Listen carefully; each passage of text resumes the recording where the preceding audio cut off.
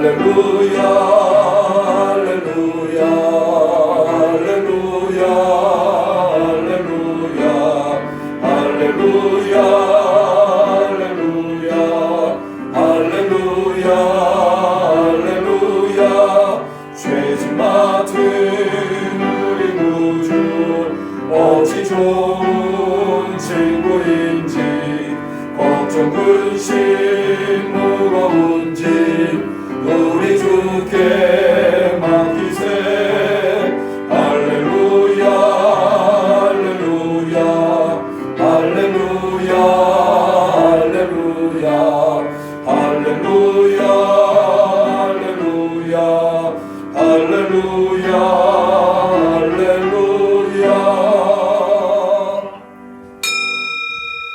하나님은 영이시니 예배하는 자가 신령과 진정으로 예배할지니라.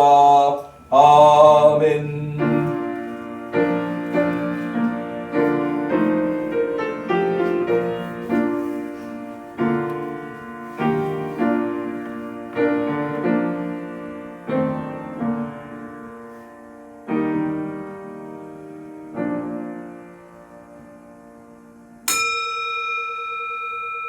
온 땅이여 여호와께 즐거이 부를지어다.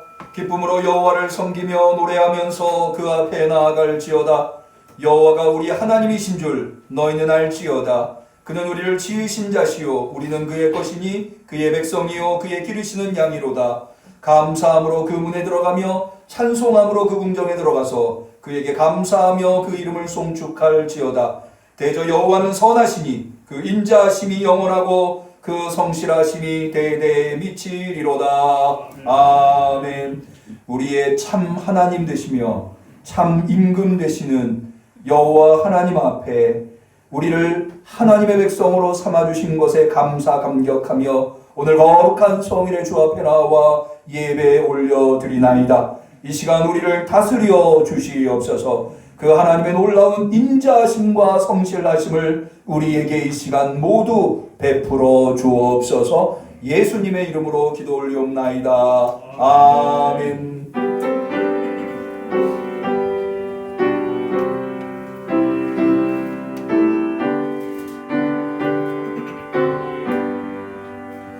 그 온유하신 춤성 날 불러주시고 그 품에 품 주시리라 찬송합니다. 아멘. 우리의 임금 되시는 하나님 앞에 우리의 신앙을 고백할 때에 전능하사 천지를 만드신 하나님 아버지를 내가 믿사오며 그 외아들 우리 주 예수 그리스도를 믿사오니 이는 성령으로 잉태하사 동정녀 마리아에게 나시고 본디오 빌라도에게 고난을 받으사 십자가에 못 박혀 죽으시고 장사한 지 사흘 만에 죽은 자 가운데서 다시 살아나시며 하늘에 오르사 전능하신 하나님 우편에 앉아 계시다가 저리로서 산자와 죽은 자를 심판하러 오시리라. 성령을 믿사오며 거룩한 공회와 성도가 서로 통하는 것과 죄를 사하여 주시는 것과 몸이 다시 사는 것과 영원히 사는 것을 믿사옵나이다. 아멘.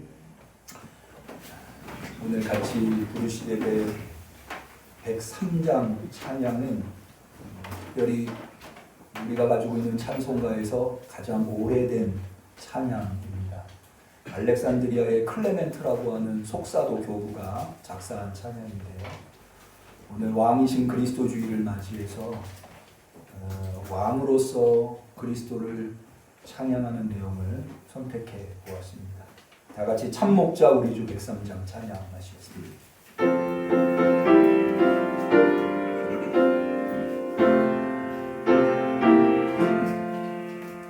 참목자 우리 주 사랑과 진리로 이끄시니 승리하는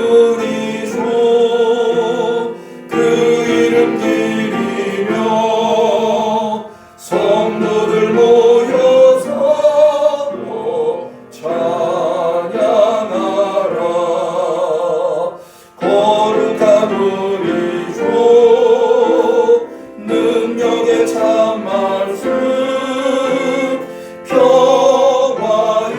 왕 자기를 낮추사 우리를 죄에서 구하여 주시고 살리신다. 우리의 인도자 목자가 되시니 참 구주라. 예수는 참 구주 그 말씀 가시고 우리를 이끄사 힘주신다. 이제와 영원히 즐거운 노래로 주를 찬양. 주님의 온 교회 거룩한 우리들 우리 왕 예수를 찬양하라.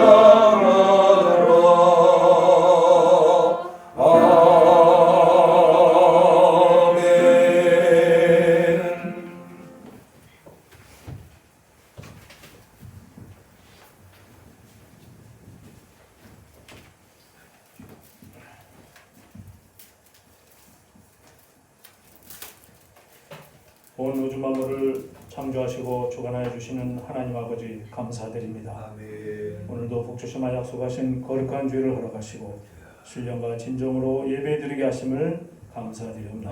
아멘. 지난 한 주간도 승리하게 하시고 아멘. 주님의 품 안에서 지켜주시고 안전하게 인도해 주시고 기쁜 소식만 오게 하심을 감사드립니다. 아멘. 온 인류는 코로나19로 말미암아 심하게 고통받고 어려움에 빠져 있었는데 불쌍히 여겨주시고 아멘. 어서 속히 코로나가 종식될 수 있도록 전지전능하신 하나님의 능력으로 다스려 주시옵소서. 아멘. 계절은 어느덧 겨울로 향해 낙엽이 무수히 떨어지고 아침 저녁으로 옷깃 사이로 찬바람이 스치고 한 해를 마무리하기 위해 분주해지기 시작하는 11월 주일을 지나고 있습니다. 11월을 지나며 성도님들이 원하는 기도 제목들을 생각해보며 우리 주님께 간구하오니 들어 응답하여 주시옵소서. 아멘. 먼저 주님께서 허락하신 역천 성전 이곳에서 모든 성도님들이 기도하며 새 성전의 꿈과 비전을 품고 준비하게 하시니 감사드립니다. 아멘. 응암 성도님들 기도하며 새 성전 건축이라는 사명을 완수할 수 있도록 능력에 능력을 더하여 주시옵소서. 아멘. 어린 유초동부에서 장년부 이르기까지 모든 성도가 하나 되어 건축위원장님을 중심으로 새 성전을 준비하고 있어오니 내년에 새 성전 입당이라는 큰 기쁨을 허락하여 주시고 아멘. 건축위원장님과 응암 성도님들을 축복해 주시옵소서. 아멘. 또한 성도님들의 기도 제목을 모두 기억해 주셔서 속히 응답해 주시옵소서. 응암 성도님들의 처한 환경과 처지를 우리 주님은 하나도 놓치지 않고 알고 계시오니 응암 성도님들이 중보에서 드리는 기도까지도 속히 응답하여 주시옵소서. 아멘. 지난 1년 동안 준비한 수험생들을 기억하여 주시옵소서. 이제 다음 주에 수능을 보게 되는데 응암교회에 속한 성도님들의 자녀와 청소년부에 속한 수험생들을 기억하셔서 좋은 결과로 원하는 대학에 합격할 수 있도록 인도해 주시옵소서. 아멘. 그리하여 우리 주님께 기쁨과 감사와 영광을 올려드릴 수 있도록 축복해 주시옵소서. 아멘. 환절기를 맞아 응암 교우들 모두 건강하게 해주시고 특별히 육신의 불편함으로 고통 가운데 있는 연로하신 성도님들과 노건사님들 그리고 응암 성도님들을 기억하여 주시고 치료의 손길로 고통이 사라지게 하시고 어서섭게 병상을 닥쳐고 일어날 수 있도록 강건함을 더하여 주시옵소서. 아멘. 응암 교우님들을 사랑하시고 축복하시는 주님, 응암 교우들이 속한 직장과 운영하는 사업처에 늘 항상 함께 하셔서 아멘. 코로나로 어려운 경제 여건 속에서도 능히 이겨내어 간증거리가 늘어나도록 감당할 수 없을 정도의 엄청난 축복을 허락하여 주시옵소서. 아멘. 아름다운 성가를 준비한 찬양대원과 대원 한 사람 한 사람을 기억하셔서 하늘의 크신 축복을 내려 주시옵소서. 아멘. 이제 말씀을 듣습니다. 목사님께서 기도로 준비하신 진리의 말씀을 선포하실 때 성령께서 강권적으로 함께 하셔서 아멘. 목사님을 붙들어 주시고 듣는 성도님들은 아멘으로 받아 은혜 위에 은혜를 더하여 주시옵소서. 아멘. 예배의 시험을 주님께 맡겼고 하나님께서 홀로 영광 받을 줄 믿사오며 이 모든 말씀을 오늘도 살아주셔서 역사하시며 우리 새성전 건축을 인도하시는 예수님의 이름으로 기도하옵나이다. 아멘.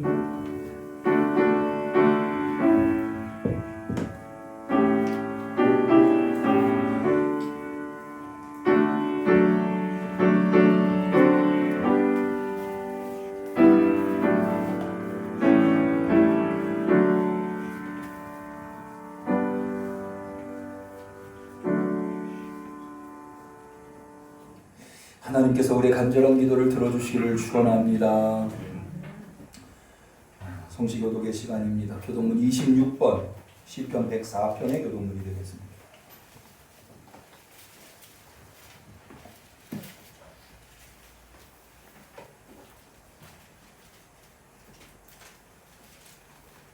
교독문 26번 시편 104편. 내 영혼아 여호와를 송축하라. 여호와 나의 하나님이여 완배하시며 존귀와 권위를 이루셨나이다. 주께서 옷을 입음같이 빛을 입으시며 하늘을 휘장같이 지시며 왜 자기 누각에 들보를 얹으시며 구름으로 자기 수레를 삼으시고 바람날개로 다니시며 바람으로 자기 사자를 삼으시며 화염으로 자기 사역자를 삼으시며 땅의 기초를 두사 영원히 요동치 않게 하셨나이다. 주께서 물의 경계를 정하여 넘치지 못하게 하시며 다시 돌아와 땅을 덮지 못하게 하셨나이다. 여호와께서 샘으로 골짜기에서 솟아나게 하시고 산 사이에 흐르게 하사 그를 하람 짐승에게 마시우시니 그 나귀들도 행하라며 공중의 새들이 그 가에서 깃들이며 나뭇가지 사이에서 소리를 가라는도다. 저가 그 누각에서 산에 물을 주시니 주의 행사의 결과가 땅에 풍족하도다. 아멘. 하나님의 말씀은 이사야서 9장 6절에서 7절에 이르는 말씀이 되겠습니다.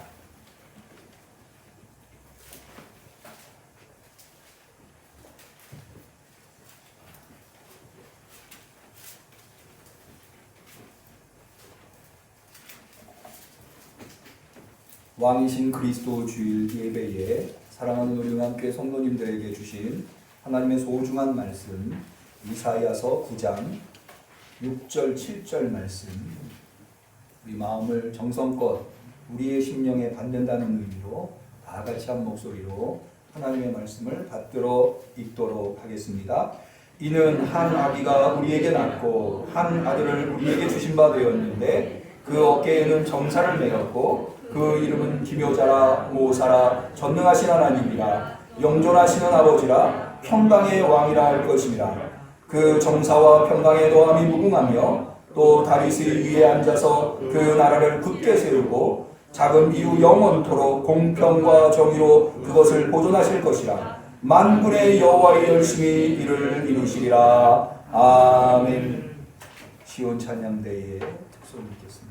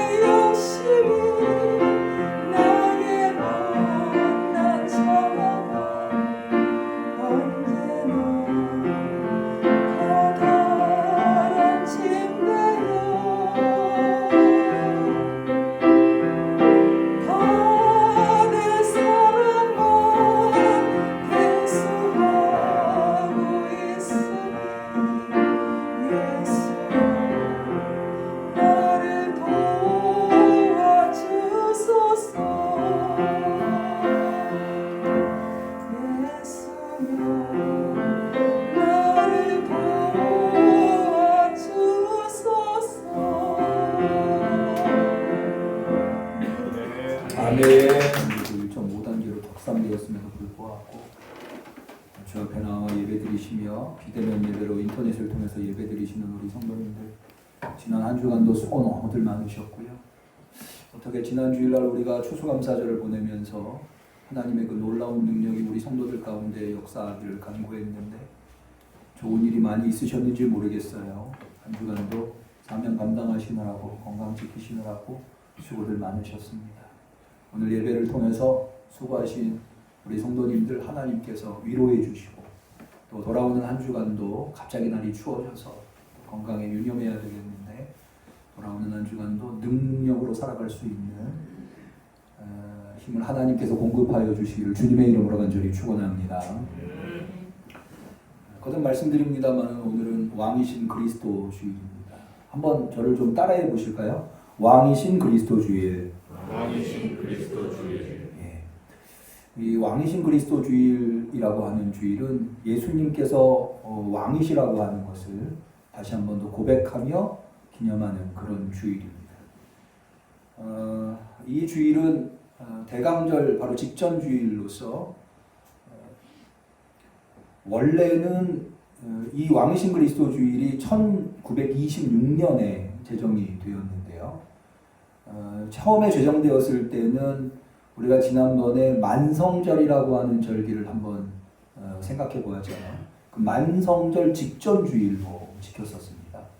그 이유가 뭐냐면 만성절이라고 하는 것을 우리가 11월 1일이 지난 11월 첫째 주 주일이어서 그날이 만성절이어서 할로윈데이, 세상에서는 이제 할로윈데이라고 하는 날을 뭐 젊은 사람들이 축제일로 많이 즐기는데 그것과 연관지어서 만성절이라고 하는 것이 어떤 의미인지, 그것은 원래는 성경에 있는 성자들을 기념하려고 했다가 나중에 초대교회에서는 순교자들을 거기에 포함시켰고 그 다음에는 모든 그리스도인, 예수 그리스도를 믿고 세상을 먼저 떠나신 성도들을 기념하는, 그래서 1만 자의 거룩할 성자, 10,000명의 거룩한 자들이라는 의미가 아니라 모든 거룩한 자들을 기념하는 절기로 만성절을 지켰는데 그 만성절 직전 주일에 10월 마지막 주 주일이 되는 것이요.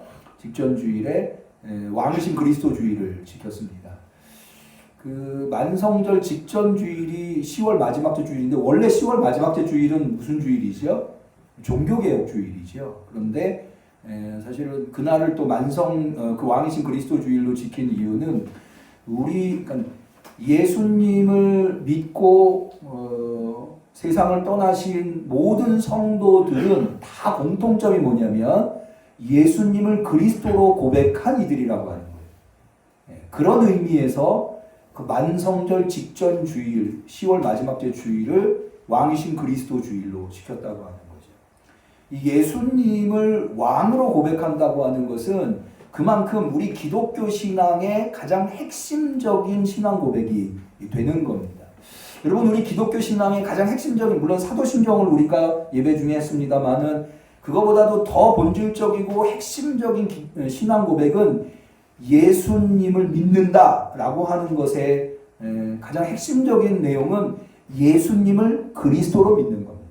예수님을 그리스도. 내가 예수님 믿는다 하는 것이 사실은 가장 쉽게, 가장 짧게, 가장 단순하게 표현하자면 예수님을 그리스도로 믿는다. 한번 저를 따라해 보실까요? 나는 예수님을 그리스도로 믿는다. 이게 바로 예수 믿는다고 하는 의미의 정확한 표현입니다. 그러면 예수님을 그리스도로 믿는 고백이 있어야 그리스도인이 되는 거예요. 이 고백이 없으면 그리스도인이라고 할 수가 없는 거죠. 그러면 예수님을 그리스도로 믿는다고 하는 것의 의미가 무엇인가? 이것을 정확하게 알아야 되지 않겠습니까? 그래야 그것을 올바로 고백을 하겠죠. 예수님을 그리스도로 고백한다라고 할 때에 우리가 알아야 할 것은 두 가지겠죠. 예수는 무엇이고 그리스도는 무엇이냐. 쉽게 결론부터 얘기하자면 예수라고 하는 이름은 그냥 이름이에요. 제 이름이 뭐죠? 남기은이죠. 이건 예수님이라고 하는 고유명사. 물론 이것은 역사 속에 특정한 인물을 지칭하는 거예요. 그건 누구냐 하면 우리가 잘 알고 있는 2000년 전 유대 땅 베들레헴에 태어나서 목수인 요셉의 아들로 자라나 결국에는 30여 년의 생애를 끝으로 예루살렘에서 십자가형을 언도받고 거기에서 세상을 떠나신, 돌아가신, 운명하신 그 역사적인 인물, 예수라고 하는 인물을 그리스도로 고백하는 그리스도. 그 그리스도라고 하는 건 무슨 뜻입니까? 뭐 여러분 다 잘 아시다시피 그리스도는 헬라어죠. 우리나라 말로 번역하면 기름 부음 받은 자라고 하는 뜻이죠. 근데 사실은 이 기름 부음 받은 자라고 하는 말이 그리스도인데 이것을 왜 기름 부음 받은 자라고 하는 것의 표현으로 표현했는가 하면 그리스도로 표현했는가 하면 이것이 원래는 히브리어 메시아로부터 온 거예요. 메시아라고 하는 단어를 헬라어로 번역한 것이 그리스도입니다. 그러니까 메시아라고 하는 것이 사실은 기름 부음 받은 자라고 하는 의미거든요. 그러면 구약에서 메시아라고 하는 것이 가지고 있는 의미가 뭐냐? 그게 바로 통치자, 왕, 임금, 다스리는 자라고 하는 뜻입니다. 여러분 구약에서 보면 기름 부어 세우는 두 직분이 있어요. 첫 번째가 왕이고 두 번째가 제사장이죠. 제사장과 왕을 세울 때는 그래서 사무엘이 사울왕을 세울 때 기름 붓죠. 또 다윗왕을 세울 때도 기름 붓지 않습니까? 그러니까 기름 부음 받은 자는 두 종류의 직분이 있었던 거죠. 제사장이 있었고 왕이 있었던 거죠. 그런데 특별히 메시아, 기름 부음 받은 자라고 할 때는 제사장을 지칭하는 것이 아니라 왕을 지칭하는 거예요. 원래 히브리어의 왕을 지칭하는 단어는 멜렉이라고 하는 단어가 있습니다. 여러분 뭐 들어보셨죠? 아비멜렉이라고 왕들의 아버지다. 뭐 이런 의미입니다. 아비라고 하는 말이 아버지 이런 뜻인데 우리나라 말이랑 좀 비슷하네요. 멜렉이라고 하는 단어예요. 그런데 왜 멜렉이라고 하는 단어를 사용하지 않고 통치자, 임금, 왕이라고 하는 것을 메시아라고 하는 단어를 사용하느냐? 그것은 바로 역사적인 반성 때문에 그렇습니다. 이스라엘의 멜렉이라고 하는 왕들이 모두 다 실패했기 때문이에요. 이게 무슨 얘기냐면 여러분 원래는 이스라엘은 하나님께서 하나님의 백성으로 삼으셨어요. 그 얘기는 뭐냐면 이스라엘의 왕은 누구예요? 하나님이라는 거예요. 그런데 우리가 지난번에 사울 왕을 세울 때에 말씀을 나눴습니다마는 이스라엘이 가나안 땅에 들어와서 블레셋의 침공을 받다 보니까 이 블레셋과 전쟁에서 왕이 없어서 효율성이 떨어지는 거예요. 그래서 사무엘을 찾아와가지고 12지파 장로들이 우리한테 왕을 세워달라. 그래서 왕을 세우게 되는 게 이제 사울이 되는 거죠. 그러니까는 이 사울은 원래는 이스라엘의 왕은 하나님인데 그러니까 하나님의 나라라고 하는 것이 무슨 의미입니까? 하나님의 법, 하나님의 계명, 하나님의 말씀이 구현되는 나라가 하나님의 나라인 거죠. 이스라엘은 원래 그런 나라였어요. 그런데 그 사이에 왕을 세워가지고 왕의 책무는 뭐냐면 바로 그 이스라엘이 하나님의 나라가 될 수 있도록 하나님의 계명, 하나님의 법, 하나님의 말씀을 구현하도록 책임이 있었던 거죠. 그 책임을 감당하는 게 임금 왕이었어요. 멜렉이었다고요. 그런데 역사 속에 어떠한 왕도 이 책임을 완수하지 못했어요. 심지어 다윗 왕까지도 완수하지 못했어요. 그래서 다 실패했죠. 그래서 이스라엘은 결국에는 바벨론의 포로로 끌려가서 나라를 잃어버리고 땅도 잃어버리고 민족의 비극적인 삶을 살아가게 하나님의 백성이 그렇게 된 이유가 뭐냐? 왕의 실패가 곧 백성의 실패였고 그래서 결국에는 포로로 끌려가게 됐다. 그래서 포로기 이후에 생겨난 이스라엘 사람들의 비전과 희망이 있었는데 그게 뭐냐면 메시아에 대한 비전, 메시아에 대한 희망이었어요. 그 메시아라고 하는 것은 지금까지의 실패한 멜렉과 같은 왕들이 아니라 하나님의 뜻을, 그러니까 이스라엘을 온전히 하나님의 나라로 만들어 줄 수 있는 하나님의 법과 하나님의 계명을 완전히 100% 이루어낼 수 있는 다스리는 자, 메시아죠. 메시아를 하나님이 우리한테 보내주실 거다. 그래서 이 치욕스러운 포로의 삶을 끝장내고 이스라엘을 회복할 것이다 라고 하는 비전이 바로 메시아 대망, 메시아 비전이라고 하는 것으로 포로기 이후에 이스라엘 사람들한테 자리 잡고 있었고 예수님 시대도 마찬가지였고요. 그런데 그 메시아, 하나님이 보내시는 정통성 있는 통치자, 그래서 그 통치자가 완벽하게 하나님의 뜻을 이루고 그래서 영원토록 다스리는, 여러분 이 통치기관이라고 하는 것은 이 영원토록 다스리는 메시아라고 하는 게 이 통치기간인데요. 통치기간이 메시아가 영원하다는 거잖아요. 근데 이 영원토록 다스린다고 하는 것은 바로 하나님의 뜻을 얼마나 제대로 구현했는가와 관련이 있어요. 여러분, 이 열왕기 상하 이런 내용을 보면 여러 왕들이 나오는데 그 왕들의 임기가 짧은 왕도 있고 긴 왕도 있어요. 이 임기가 짧고 길다고 하는 것이 뭐에 의해서 결정되는가 하면 그들이 얼마나 하나님의 뜻을 온전히 이루었느냐. 온전히 이루면 이룰수록 통치기간이 긴 거예요. 그렇게 역사를 해석하고 있어요. 그러니까는 완벽하게 하나님의 통치를 이룬다고 한다면 그런 왕의 통치기간은 얼마나 될까요? 영원할 수밖에 없는 거죠. 왜? 제한이 없으니까. 그래서 메시아는 하나님이 세우신 여러분, 이 고대의 왕들의 정통성은, 오늘날 통치자의 정통성은 어떻게 생겨나나요? 우리나라 같은 경우는 대통령의 정통성이라고 하는 게 국민이 선거를 통해서 대통령을 뽑는 거죠. 그런데 고대에서는요, 왕의 정통성은 백성이 세워주는 게 아니라 누가 세워주느냐? 하나님이 세워줘요. 하나님이 임명해야 정통성이 있는 왕이 되는 거예요. 그래서 하나님이 임명했다고 하는 것이 무엇을 통해서 증명이 되는가 하면 탄생을 통해서. 그래서요, 여러분, 예수님께서 세례를 받으실 때 물 위로 올라오실 때 하늘에서 소리가 나죠? 이 소리는 누가 하시는 말씀이에요? 하나님이 하시는 말. 물 위로, 세례받고 물 위로 올라오신 예수님을 향해서 하나님이 뭐라고 하냐면 이는 내 사랑하는 아들이요 내가 너를 기뻐하노라. 이렇게 하나님이 선포해 주신 예수님을 향해서. 근데 사실은 그 말씀이 어디에서 온 말씀이냐면 시편 2편에서 온 말씀이에요.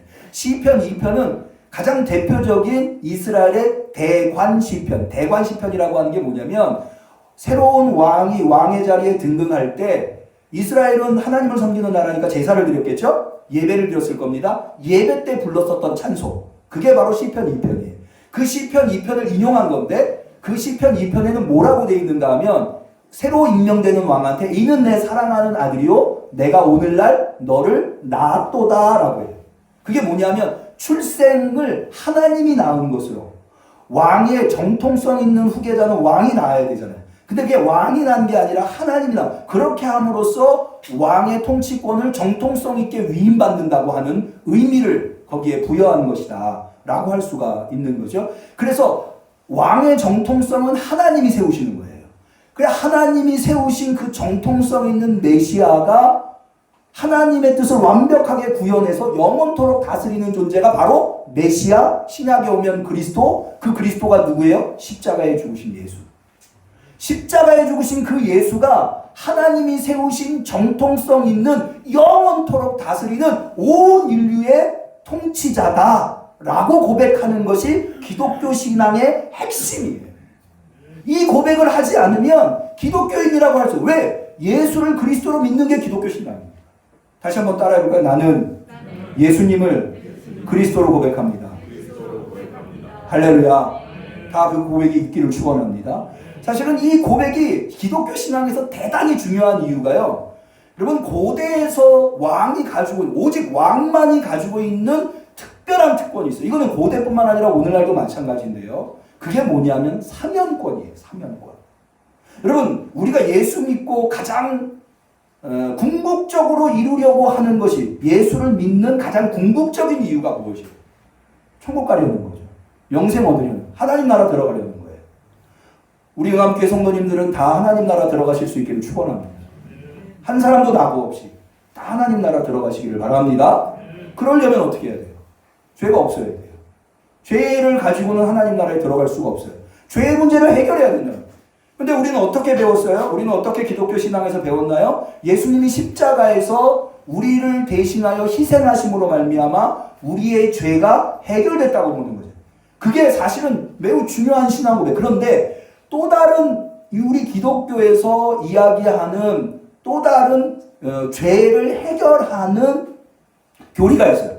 그게 뭐냐면 예수가 그리스도이시기 때문에, 그 그리스도이신 왕이시기 때문에 왕이신 예수가 우리를 사면한다. 그게 사도행전에 베드로의 설교를 통해서 명백하게 드러납니다. 사실 이 예수님이 그리스도이시기 때문에 우리가 사면받을 수 있다고 하는 것은 사도행전에 나오는 설교들의 아주 핵심을 이루고 있어요. 여러분 사도행전에 나오는 설교를 캐리그마라고 하는데요. 캐리그마에는 4가지 요소가 있습니다. 예수님의 십자가의 죽으심, 부활하심, 승천하심, 재림하심. 이 4가지 요소가 사도행전의 설교의 주류를 이루고 있는데, 자, 이것이 왕이신 그리스도와 어떤 연관이 있느냐?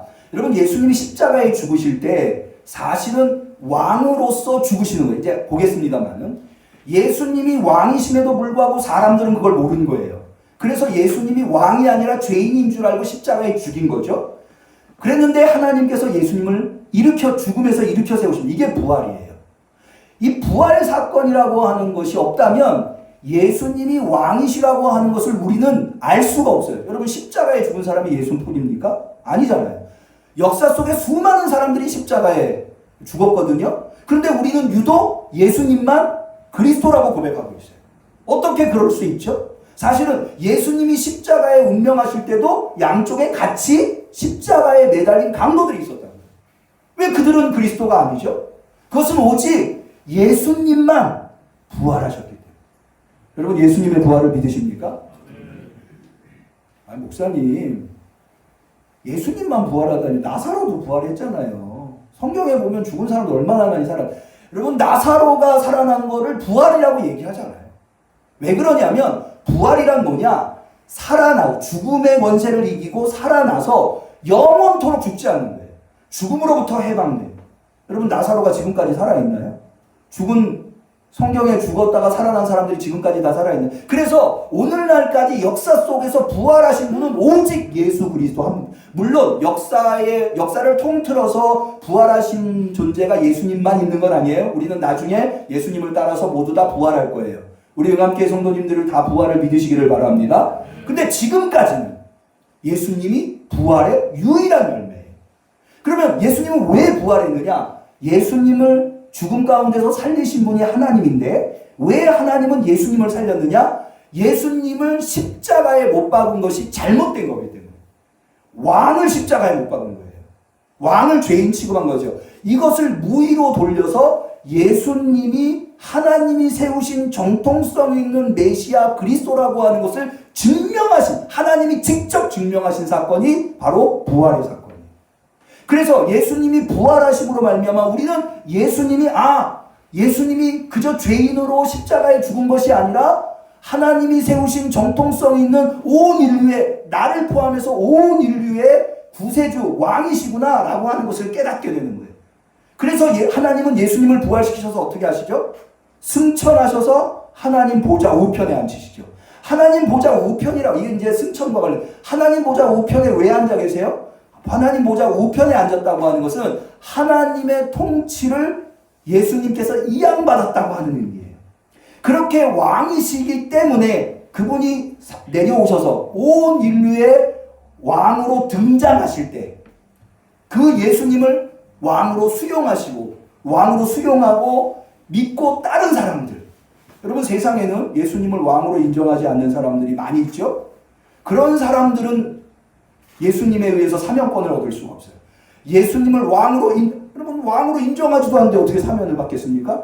왕으로 인정하고 그분의 다스림을 수용한 사람들은 예수님이 왕권을 가지고 오실 때 예수님이 가주신 왕권으로 사면을 받고, 그래서 죄의 문제가 해결되고 하나님 나라에 들어가는, 이게요 속죄의 개념보다도 훨씬 더 이 캐리그마의 요소를 아주 강력하게 결속하고 있는. 왜냐하면 여러분 예수님이 십자가에서 우리의 죄를 대속하셨다고 한다면 그걸로 사실은 끝나거든요.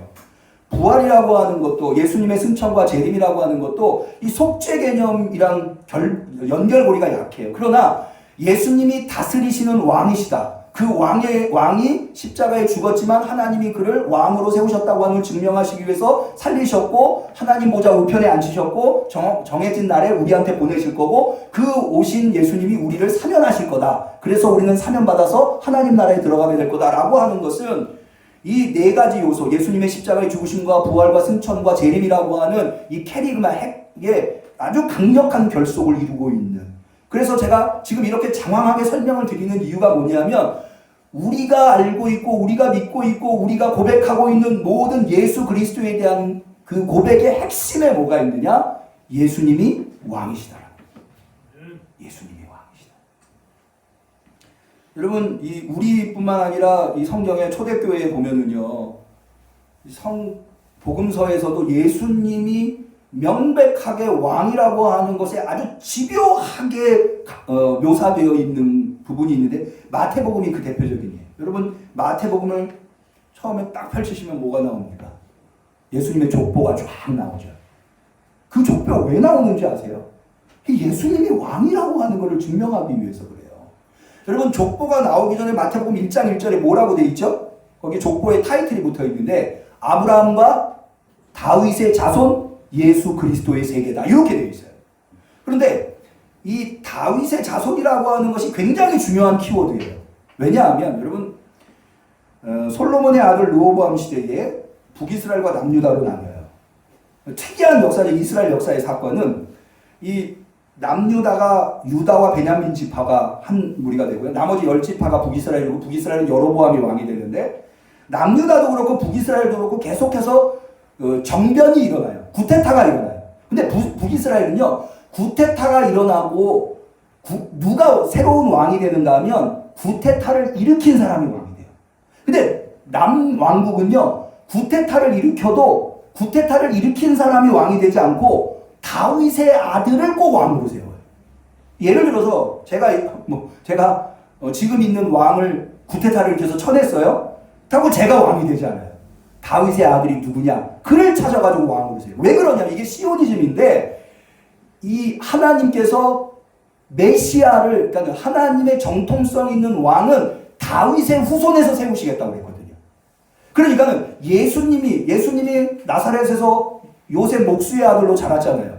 그런데 그가 어떻게 일단 예수님이 다윗의 후손이 돼야 메시아가 될 수 있으니까. 예언을 이루는 거니까. 그래서 이 마태복음 1장에서 제공하는 족보는요. 예수님이 다윗의 후손이라고 하는 것을 증명하는 데에 초점이 맞춰져 있는 거예요. 여러분 마태복음의 특이한 예수님의 탄생 이야기가 동방박사 이야기죠. 마태복음에만 나오는 이야기인데 동방박사 이야기에서 아주 상징적으로 보이는 게 별이죠. 별. 여러분 이 별이라고 하는 것이 무슨 의미를 가지고 고대에서 별은요. 특이한 별, 대단히 이상한 별. 이 별은 고대의 역사를 바꿀 만한 통치자가 태어났을 때 보이는 징조예요. 그거를 따라서 동방의 박사들이 온 거죠. 그래서 이 박사들이 예루살렘에 와가지고 헤롯 궁전에 와서 헤롯 왕한테 물어보는 질문에 명백하게 이 별이 왕을 상징한다고 하는 것을 알 수 있어요. 이렇게 얘기해요. 유대의 왕으로 나시니가 어디 계시며? 동방 박사들은 누구 찾아왔어요? 왕 찾아온 거예요. 왕. 유대의 왕으로 나시니가 어디냐? 여러분 예수님이 재판받으실 때도 이 예수님의 재판에서 증명하려고 하는 것은 다른 게 아니죠. 예수가 왕이냐 아니냐. 이것만 계속해서. 여러분 예수님이 체포되셔서 재판받으실 때 제일 먼저 끌려가서 재판을 하는 사람이 대제사장이었어요. 이 대제사장 앞에 예수님 겟세마네 동산에서 체포돼가지고 대제사장 앞에 끌려왔어요. 같이 온 사람들이 막 이 말 저 말 하면서 예수님을 고소하는 거예요. 대제사장이 다 예수님이 아무 말도 안 하니까 거기에 대해서 아무 말도 하니까 대제사장이 예수님한테 단도직입적으로 물어봐요. 뭐라고 물어보느냐? 마태복음 26장 63절에 내가 너로 살아계신 하나님께 맹세하게 하노니. 그러니까는 대제사장이 예수님한테 너 하나님 두고 맹세해봐. 그러면서 뭘 물어보냐면 내가 하나님의 아들 그리스도인지 우리에게 말하라.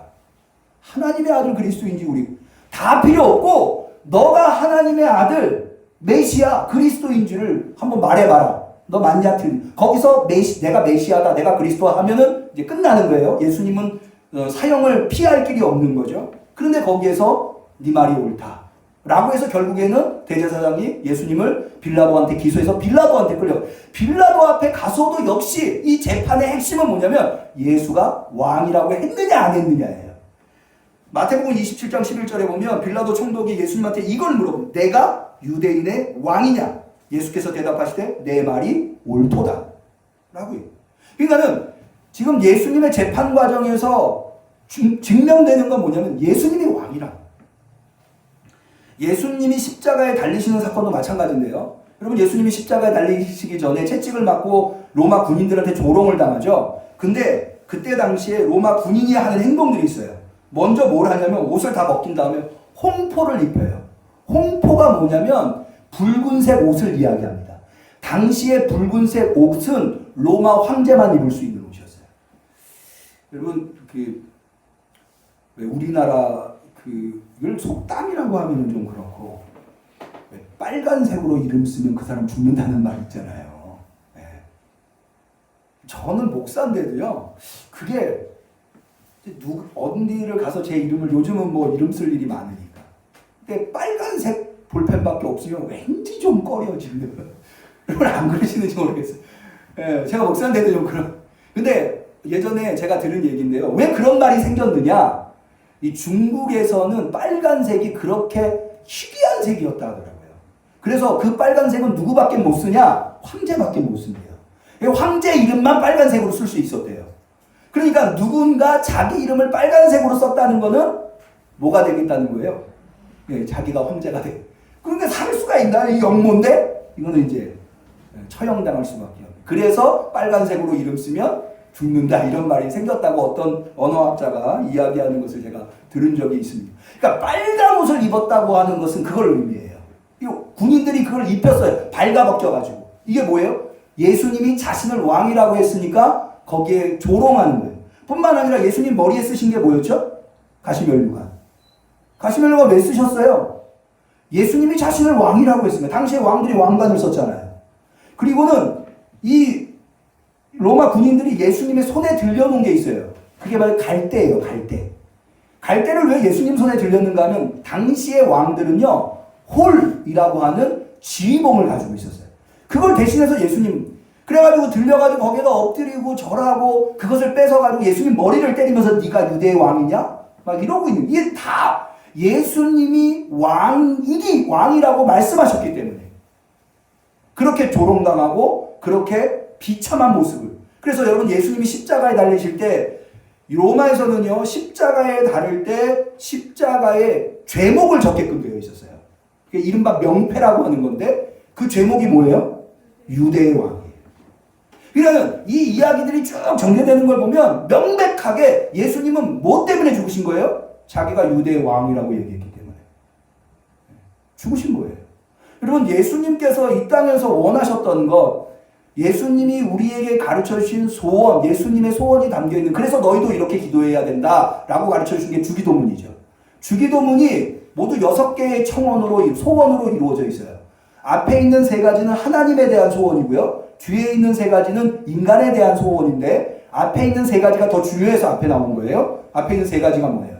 하나님의 이름이 거룩히 여김을 받으시며 그 다음에 나라가 임하시며 뜻이 하늘에서 이룬 것처럼 땅에서 이루어지다. 이 땅에 하나님의 나라를 세우는 것. 그것이 바로 예수님이 이 땅에 오셨고 이 땅에서 하시려고 했던 거였어요. 그러니까 그건 누가 하는 책무였어요? 왕이 하는 책무. 그래서 예수님은 명백하게 왕으로서 이 세상에 오셨다라고 하는 거죠. 여러분 예수님이 왕이라고 하는 고백은 초대교회에도 면면하게 이어져 있는 것을 볼 수가 있습니다. 베드로가 솔로몬 행각에서 사도행전 3장에서 설교하는데요. 여러분들 잘 아시는 안진뱅이 거린이 40년 동안 은과 금은 내게 없지만 내게 있는 것으로 내게 주노니 나사렛 예수의 이름으로 일어나 걸어라 해가지고 그 기적을 보고 많은 사람들이 모였을 때 베드로가 거기서 설교를 하죠. 그때 베드로가 이런 이야기를 합니다. 그러므로 너희가 회개하고 돌이켜 너희 죄업 시함을 받으라. 이 죄업 시함을 받으라는 얘기가 사면을 받으라는 이야기예요. 죄업 시함을 이같이 하면 유쾌하게 되는 날. 여러분 죄인이 유쾌하게 되는 날이 어떤 날일까요? 죄가 해결된 날이겠죠. 유쾌하게 되는 날이 주 앞에서 이를 것이요 또 주께서 너희를 위하여 예정하신 그리스도 곧 예수를 보낸다. 예수님이 그리스도로 오신다는 거예요. 다시 말해서 다스리는 자로 오신다고 하는 거예요. 그렇게 되면 어떻게 되느냐? 하나님이 영원 전부터 거룩한 선지자 이분을 의탁하여 말씀하셔 만유를 회복하실 때까지 하늘이 마땅히 그를 받아들이라. 그러니까는 예수님께서 온 인류를 다스리시는 왕으로 오실 때까지 예수님은 하늘 보좌에 계신다라고 하는 것이 베드로의 솔로몬 행각 설교의 핵심이었다라고 하는 거죠. 바울은 디모데에게 이런 말을 합니다. 디모데전서 6장 14절에 우리 주 예수 그리스도 나타나실 때까지 점도 없고 책망받을 것도 없이 이 명령을 지키라.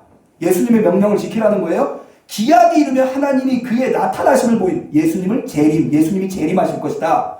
하나님은 복되시고 홀로 한 분이신 능하신 자 만왕의 왕이시며 만주의 주시다. 라고 해서 예수님의 통치권. 여러분 마태복음 예수님이 부활하셨을 때 제자들한테 부활한 예수님이 나타나셔서 뭐라고 말씀하십니까? 하늘과 땅의 권세를 내게 주셨으니. 이게 뭐예요? 왕이라는 거예요. 여러분 이게 묘하게 마태복음 4장에 나와 있는 사탄의 세 가지 시험과 연결돼요. 사탄의 마지막 시험이 뭐였어요? 너 나한테 절해라. 내가 너한테 이 세상을 다스릴 수 있게 해줘. 왕권 주겠다는 거예요. 그런데 예수님은 그걸 거부하죠. 오직 주 너희 하나님만을 섬겨라. 사탄아 물러가라. 그렇게 철저하게 하나님의 뜻을 이루어 주신 예수님께서 비로소 부활하심으로 말미암아 하나님으로부터 왕권을 하늘과 땅의 권세를 내게 주셨으니 너희는 모든 족속으로 제자를 삼아 아버지와 아들과 성령의 이름으로 세례를 주고 내가 너희에게 분부한 모든 것을 가르쳐 지키게 하라. 볼지어다 세상 끝날까지 내가 너희와 함께 하리라. 영원히 다스리시겠다라고 하는 말씀이 거기 있는 겁니다. 오늘 본문으로 좀 와보죠. 이사야서 9장 6절 7절은 읽어보셔서 알겠지만 여기가 바로 유대인들이 가지고 있는 메시아 비전, 메시아 대망을 단적으로 묘사하고 있는 하나님의 말씀이에요. 여기에 한 아기가 태어났는데 이 바로 메시아예요. 이 아기가 가지게 될 이름이 5가지로 나와요. 그게 뭐냐면 기묘자라, 모사라, 전능하신 하나님이라, 영존하시는 아버지라, 평강의 왕이라. 한번 다시 꼽아볼까요? 기묘자, 모사, 전능하신 하나님, 영존하신 아버지, 평강의 왕. 제가요 사실 외우는 거를 되게 못해요. 근데 요거는 한 번에 외워지더라고요. 이게 왜 외워지냐면 자 보세요. 원래는 이 이름을 붙이는 거, 어떤 대상에게 이름을 여러 개의 이름을 붙이는 거는요. 아까 대관식 말씀드렸죠. 왕을 새로 세울 때 이 대관 문서라고 하는 게 있어요. 네. 대관 문서에 그냥 예를 들어서 우리식으로 얘기하면 세종 이렇게 쓰지 않고요. 앞에 이런저런 이름들을 막 붙여요. 그런 다음에 누구 이렇게 써요. 그게 고대에서 대관 문서를 작성하는 형식이었어요. 그렇게 함으로 말미암아 새로운 왕에게 영광을 돌리는 거예요. 지금 그거 하고 있는 거예요, 여기. 그런데 이게 바로 예수님에 대한 예언인데 이 예언이 5가지 이름이 예수님한테 붙는데 아까 얘기한 대로 기묘자, 모사, 전능하신 하나님, 영존하신 아버지, 평강의 왕 5가지인데 이게 어떤 의미를 가지고 있냐면 자, 기묘자라고 하는 것은 도저히 생각도 할 수 없는 일을 계획하시는 분이라고 하는 의미예요.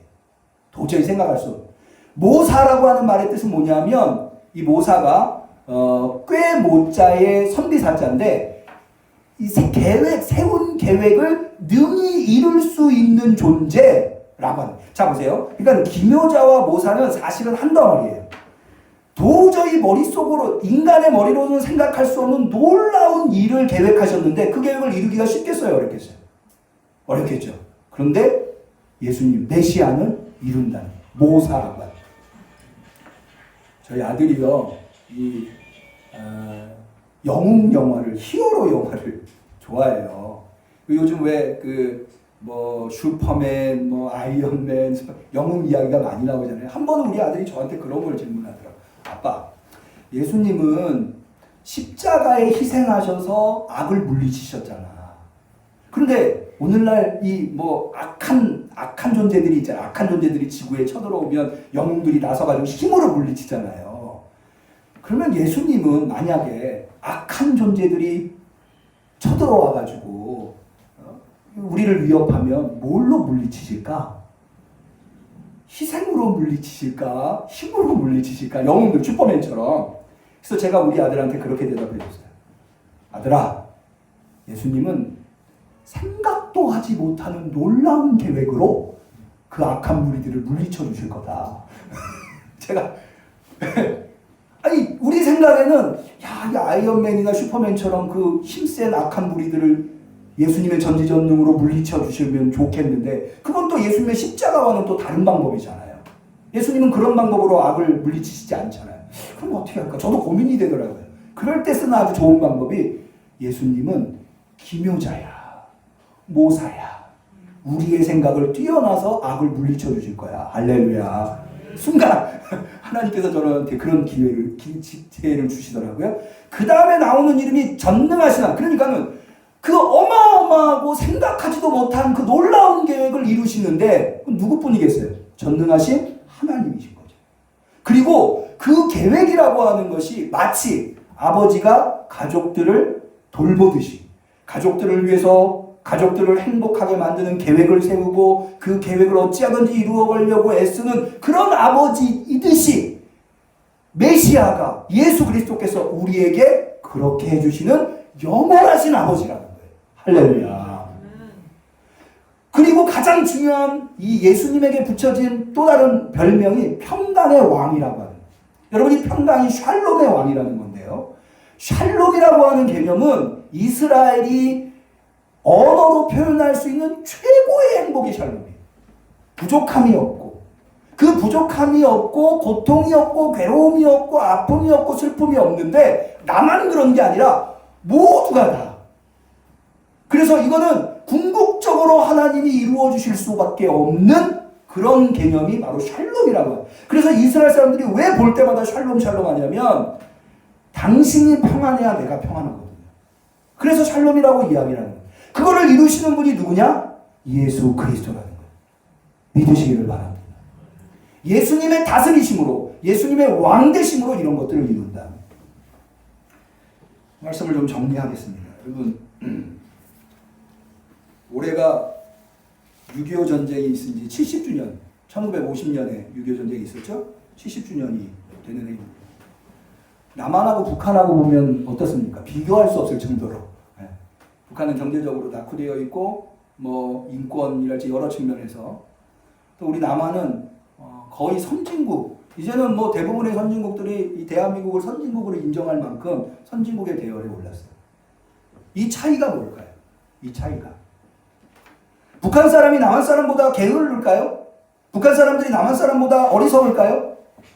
저는 이 뭐 여러 가지 차이가 있겠습니다만 가장 분명한 차이는 누가 통치했느냐. 누가 통치했느냐. 북한은 김일성 족속이 통치하고 70년이 지나 적골이 된 거고 남한은 그런 의미에서요. 저는 우리나라의 통치자들 대통령들을 이렇게 저렇게 비판하지만 그러나 북한이랑 비교해 보면 분명히 훌륭한 점들이 있다. 그 통치 70년이 지났더니 이렇게 차이가 납니다. 만약 우리 중에 여러분들한테 누군가 북한 가서 사시죠 라고 하면 가시겠어요? 절대 안 가죠. 왜 안 가요? 누가 다스리느냐가 이만큼 중요한 거예요. 여러분은 누가 다스립니까? 목사님 요즘 민주주의 시대의 왕이 좀 시대에 뒤떨어진 생각 아니십니까? 그렇게 말씀하실 수도 있어요. 그런데요 우리는 누군가의 다스림을 받고 지배를 받고 살아가고 있어요. 누가 다스립니까? 누가 나를 다스리게 하느냐? 오직 예수 그리스도, 기묘자요, 모사요, 전능하신 하나님이요, 영존하시는 아버지요, 평강의 왕이신 그분이 우리를 다스릴 수 있도록. 그래서 그분 앞에서 제가 이 탈북하신 분이 한 이야기를 듣고 좀 많이 깨달은 게 있었는데요. 그분이 이렇게 이야기해요. 내가 남한에 오고서야 비로소 내가 사람인 것을 깨달았다 이렇게 얘기해요. 그 얘기는 뭐예요? 북한에서는 자기가 사람이라고 하는 것조차 모르고 살았다는 거예요. 남한에 왔더니 내가 사람이더라는 거예요. 남한에 왔더니 내가 사람 대접을 받더라는 거죠. 여러분 우리를 하나님이 창조하신 그 가장 아름답고 가장 복된 여러분 인간은 하나님의 창조물 중에 가장 소중하고 가장 영롱한 존재입니다. 그 참 인간으로서 참 사람으로서 우리가 살아갈 수 있으려면 예수 그리스도의 다스림이 있어요. 예수 그리스도의 통치만이 그걸 이루어 줄 수 있습니다. 그것을 고백하는 게 우리 그리스도인들이에요. 오직 예수님께서 여러분들을 다스리셔서 여러분들 예수 그리스도의 다스림을 받아서 정말 하나님이 보배롭게 여기시는 삶으로 인생으로 살아가실 수 있는 그래서 그 왕이신 예수님에게 사면받고 영원한 하나님의 나라에 들어갈 수 있는 우리 성도님들이 되시기를 주님의 이름으로 간절히 축원합니다. 기도하겠습니다. 하나님 아버지 오늘도 말씀을 통하여서 다시 한 번 더 우리의 심령을 다잡게 하시니 감사합니다. 예수님을 그리스도라고 날마다 고백하며 내가 그리스도인이라고 하면서도 주님의 다스림으로 살아가지 않았습니다. 세상의 이런저런 유혹에 넘어가면서 세상에 이렇게 저렇게 끌려다니며 세상의 꼬리 노릇하며 살았습니다. 주여 그런 우리들을 용서하여 주시옵소서. 주님 성령님 우리 가운데 역사하여 주시옵시사. 오직 십자가를 향하여 가시는 그리고 그것을 통하여서 하나님의 뜻을 이루시는 그리하여서 온 인류의 정통성 있는 영원한 임금이요 왕이요 통치자 되신 그 예수님을 따라가는 우리 은암교회 성도들 다 되게 하여 주옵소서. 예수님의 이름으로 기도 올리옵나이다. 아멘.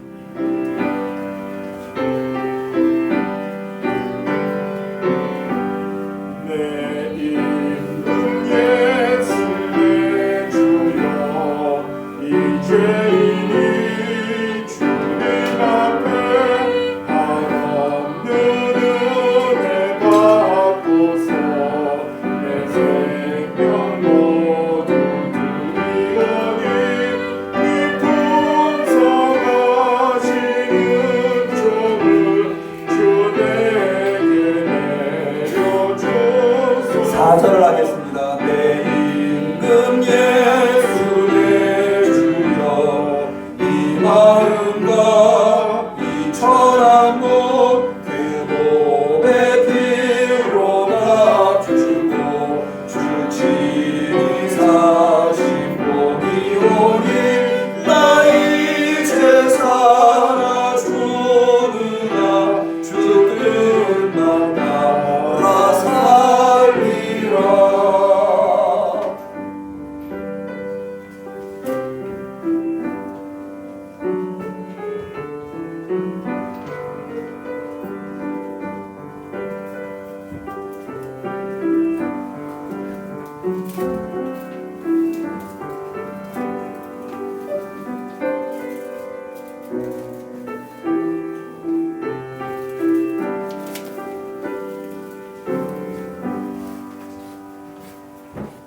주님 앞에 귀한 예물들이 손길이 있습니다.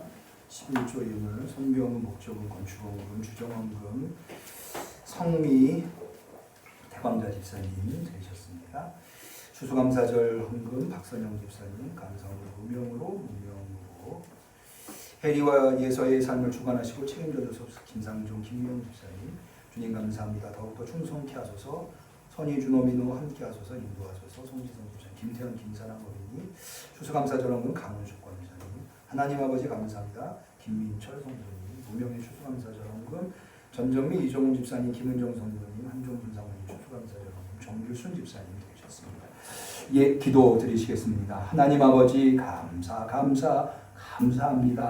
이 험악한 세상 속에서 주님이 우리를 다스려 주시고 주님이 우리를 이끌어 주시고 주님이 우리를 품어 주셔서 오늘도 이렇게 건강한 모습으로 주 앞에 나와서 지극정성 어린 감사로 예배드리며 정성껏 준비한 예물을 올려드리게 되었습니다.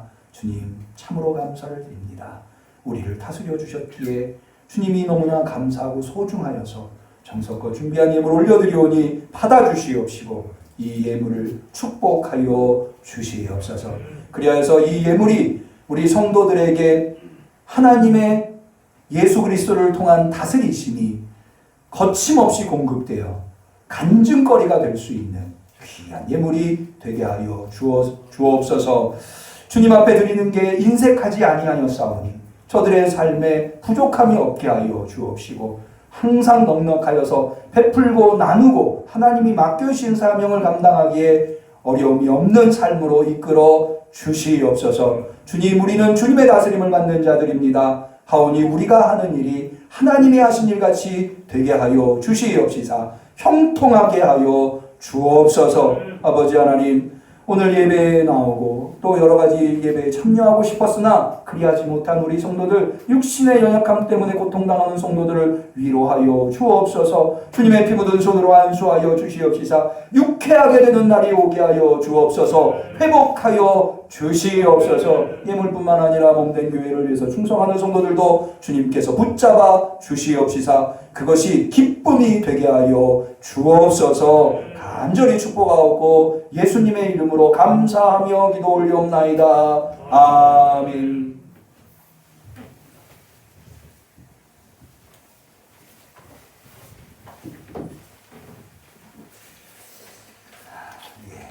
교회 소식을 알려드리는데요.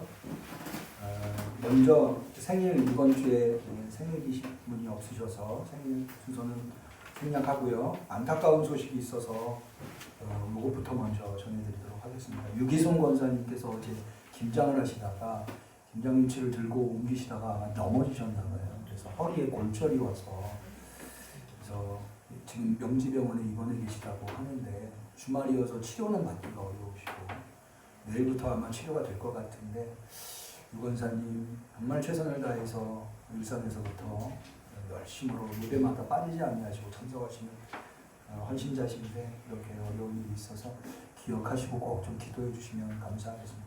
더불어서 이태훈 집사님께서도 일하시다가 목에 디스크가 와가지고 지난주에 수술을 받으셨다고 합니다. 날이 갑자기 추워지고 이래서 건강에 특별히 더 유념하시면 좋겠습니다. 광고 드리겠습니다. 오늘은 왕이신 그리스도 주일 예배로 드렸고요. 돌아오는 주일은 대강절 예배로 드리도록 하겠습니다. 올해도 변함없이 사무총회가 12월 둘째 주에 계획이 되어 있습니다. 올해 사무총회는 벌써 1.5단계 오늘 또 새로운 발표가 있다고 하는데 염려가 됩니다. 이런 속에서 사무총회를 원활하게 진행하기 위해서는 위임장을 좀 여러분들께서 많이 이용해 주시면 감사하겠습니다. 오전 예배 감사하게도 오늘 오전 예배가 좀 1.5단계로 올라서면서 좀 분산이 되게 오전 예배도 많이 일부 예배에도 많이 들어오셨는데 사무총회에 우리가 참석할 수 있는 인원이 제한되어 있다 보니까 위임장을 뒤에 마련하였습니다. 위임장을 활용해서 사무총회를 진행하는데 어려움이 없게 해주시면 감사하겠고요. 사무총회 날짜가 잡혔기 때문에 다음 12월 첫째 주에 매년 하듯이 감사를 진행해야 합니다. 그렇기 때문에 각 기관에서는 기관 총회 보고서를 다음 주까지는 꼭 내주셔야 감사를 진행하는 데 어려움이 없겠습니다. 유념해 주시고 협조해 주시면 감사하겠습니다. 나머지 광고는 주보를 참고하시고요. 우리 서로를 축복하시는 시간 갖도록 하겠습니다. 축복송합니다. 사랑하는 자여 사랑하는 자여 너의 영혼이 잘됨같이 언제나 범사에 잘되고 강건하기를 내가 간구하노라. 우리 하나님께 영광의 박수 올립니다. 우리 교회에 손님이 방문하셨는데요. 동기 목사님이신데 진해에 계시는데 아드님이 오늘 고대 면접이 있어서 서울에 방문하셨다가 저희 교회 예배에 참석하시니 잠깐 좀 상 목사님 김규종 목사님하고 사모님이신데 잠깐 일어나셔서 우리 환영 한번 하시죠. 예.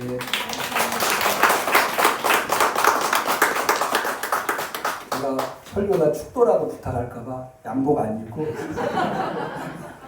오셨다고 합니다. 환영하고 감사합니다. 우리 서로 인사 나누시겠습니다. 건강하세요. 좋은 일이 있을 겁니다.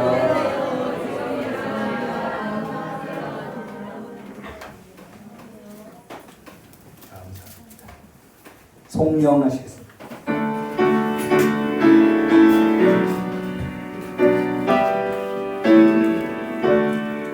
목소리 높여서 주 찬양하여라.